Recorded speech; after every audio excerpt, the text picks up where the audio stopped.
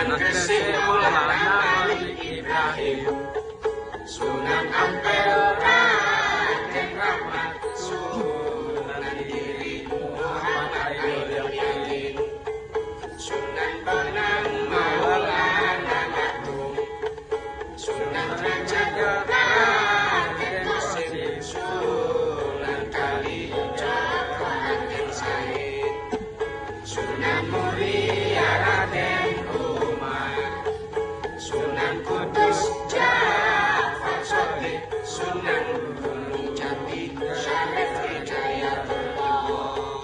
Ya Rasulullah salamun alaik, Ya Rafi'al Syari wa Daraji, Al-Fatayati wa Ta'alami, Ya Uhailal Judi wal Karami wal Karami.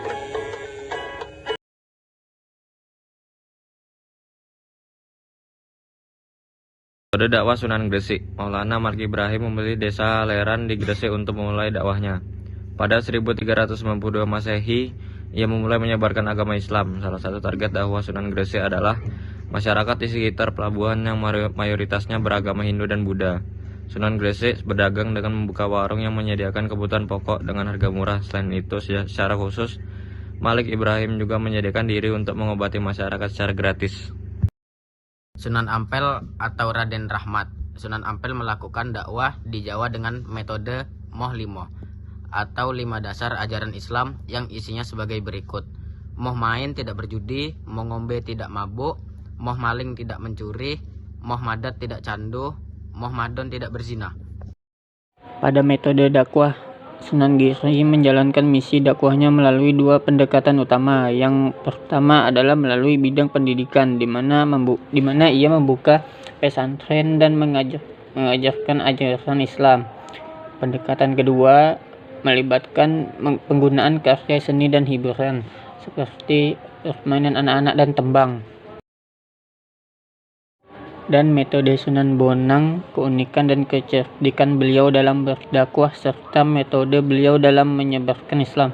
Di antaranya adalah beliau menciptakan gending dan tembang, di mana masyarakat Tuban pada saat itu sangat senang sekali mendengarkan gending atau tembang. Selain itu, beliau juga sangat mahir dalam permainan gending atau bonang. Nah, itulah sebabnya beliau disebut Sunan Bonang oleh masyarakat Bonang. Metode dakwah Sunan Derajat. Sunan Derajat berdakwah dengan memanfaatkan media seni, termasuk dengan suluk dan tambang pangkur.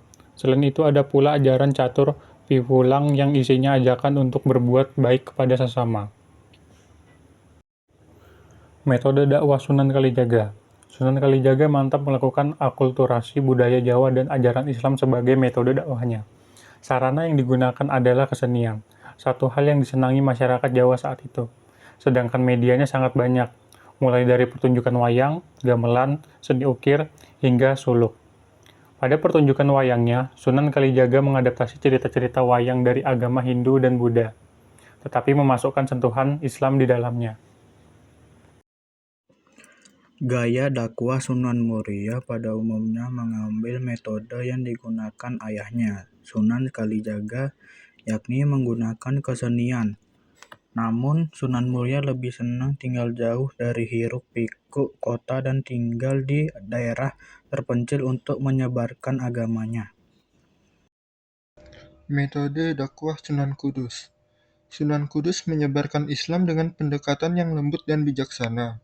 Beliau menggabungkan ajaran Islam dengan budaya lokal, sehingga dakwah diterima dengan baik oleh masyarakat.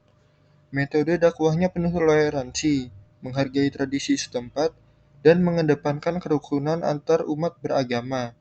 Sunan Kudus juga menunjukkan keteladanan dalam kehidupan sehari-hari, dengan kesederhanaan, ketulusan, dan kerendahan hati yang menjadi contoh bagi umatnya.